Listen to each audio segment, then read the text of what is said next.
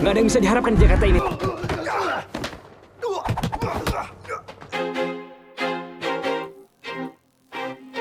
Kalau kita membahas kualitas film Indonesia, nyatanya tidak kalah dengan berbagai negara lainnya yang ada di belahan negara lain, bahkan beberapa diakui dunia.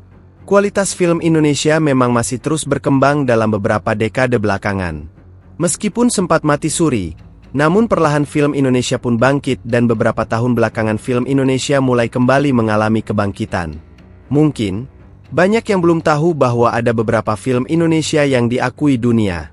Dan inilah dia rekomendasi film Indonesia yang diakui dunia.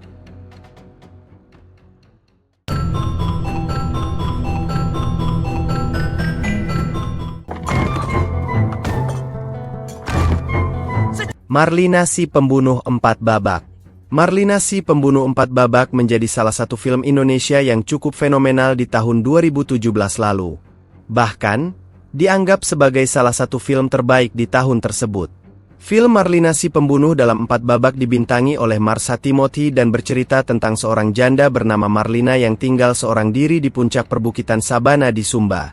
Sesuai dengan judulnya, kisah Marlina akan disajikan dalam 4 babak, yakni perampokan, perjalanan, pengakuan dosa, dan kelahiran. Babak pertama, perampokan, dimulai ketika 7 orang yang dipimpin Markus mendatangi rumah Marlina dengan niat merampas harta serta memperkosanya. Tinggal di atas bukit dan jauh dari tetangga membuat Marlina tidak bisa berbuat banyak. Pasca menghabisi nyawa Markus, Marlina pun mengalami banyak kejadian dan petualangan yang berbeda. Film ini berhasil mendapatkan penghargaan dalam jumlah yang sangat banyak, yaitu lebih dari 20 penghargaan. Contohnya adalah dalam Sitges Catalonian International Film Festival di tahun 2017. Film ini berhasil mendapatkan Best Actress.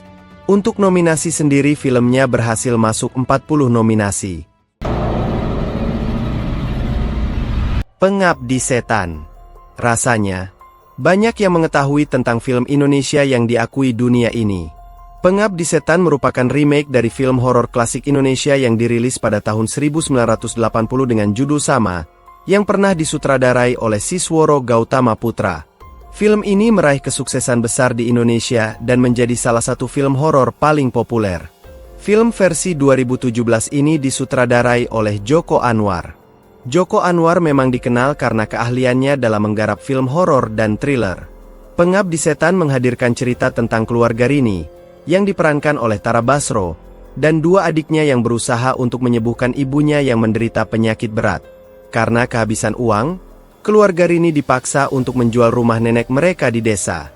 Namun pada akhirnya, ibu Rini yang bernama Mawarni meninggal dunia. Namun, setelah kepergian ibunya, rumah yang mereka tempati justru mengalami banyak kejadian mistis.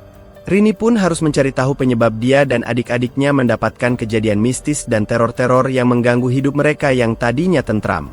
Menariknya, teror tersebut justru datang dari ibu mereka, yang datang lagi tidak sekedar untuk menjenguk, melainkan menjemput mereka. Film ini menjadi film horor terbaik di gelaran Toronto After Dark Film Festival. Selain itu, banyak juga penghargaan film lain.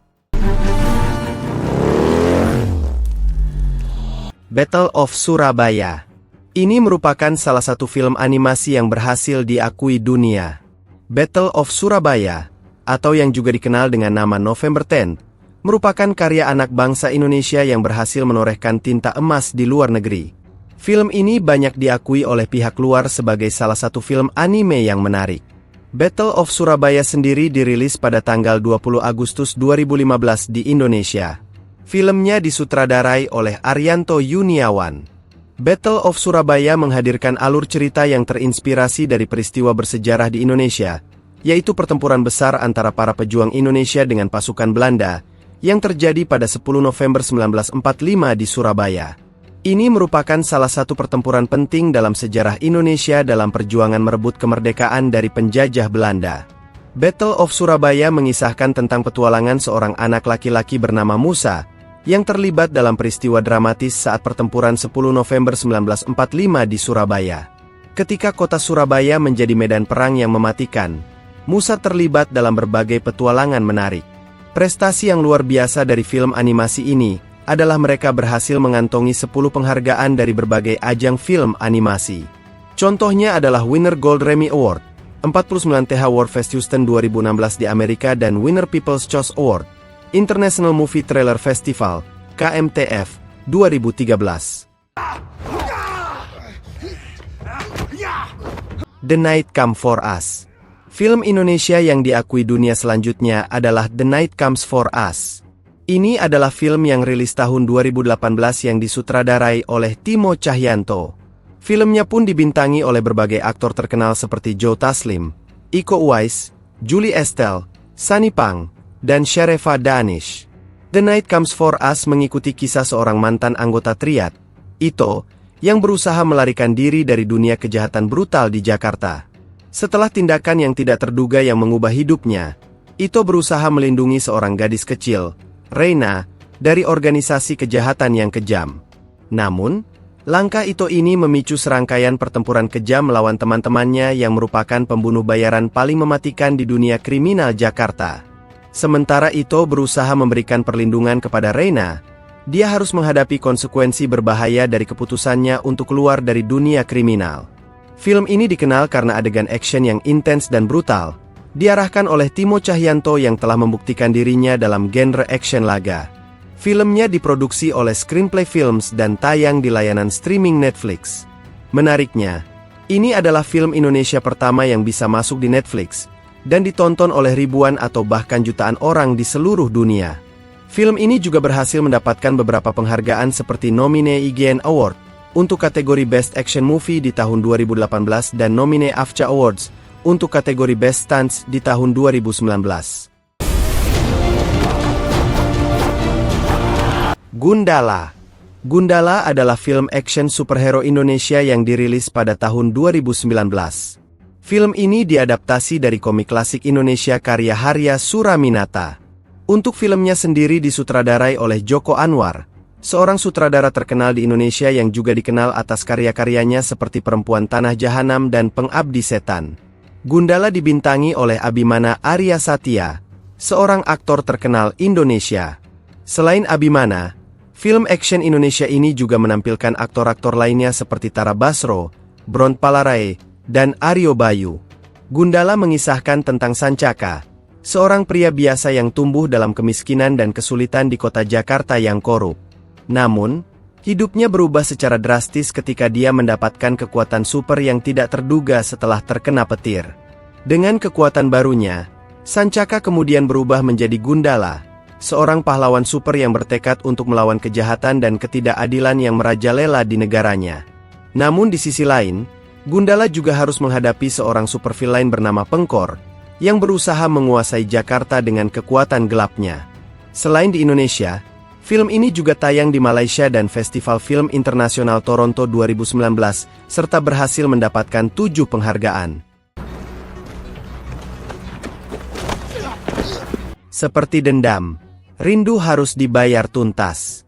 Salah satu film yang cukup banyak dinantikan oleh para fans di tahun 2021 kemarin. Seperti Dendam, Rindu Harus Dibayar Tuntas menceritakan tentang sosok pria bernama Ajo Kawir. Dia merupakan sosok jagoan yang tidak takut mati. Hasratnya yang besar untuk bertarung dan tidak pernah takut mati tersebut didorong sebuah rahasia yang dipendam sejak remaja, yakni dia impoten. Ajo memiliki sahabat bernama Tokek.